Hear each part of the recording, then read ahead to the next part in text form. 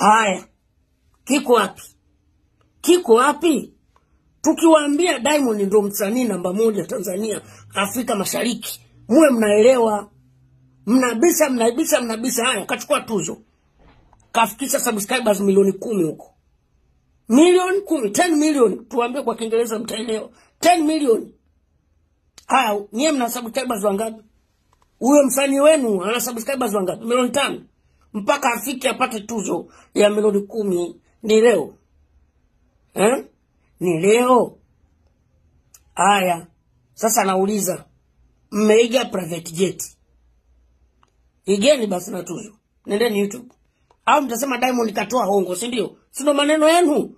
Mkizidiwa, mkiwa mnapumulia mipira mnaanza kusema katoa hela, katoa hongo. Na huko YouTube katoa hongo. Fikisha subscribers milioni 10. Acheni maneno. Acheni kuwekeza kwa wanawake.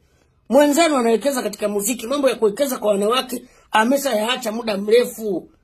Kasha toka huko.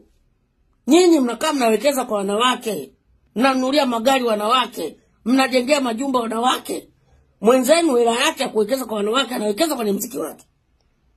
Nyinyi mnaishia sifa tuweza kuwekeza kwa wanawake. Mara 1, mara 2, mara 3, mara 4. Haya, kachukua tuzo Marekani huko kwa kufikisha subscribe milioni 10 kwa kupeleka magari hayo mnaohonga wanawake. Chukueni tuzo. Tukiwaambia Diamond ni mkubwa, mwe mnaelewa. Na nyinyi mnaoshabikia hao wasanii wenu, niko na nyinyi mashabiki. Nyinyi ndio mnawajaza vichwa wasanii wenu.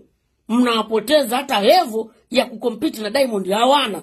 Lakini nyinyi mnawapa bicho wanajiona wanaweza. Na nazungumza na machawa. Kuna machawa, mimi ndo, hawa ndo wanadili nao.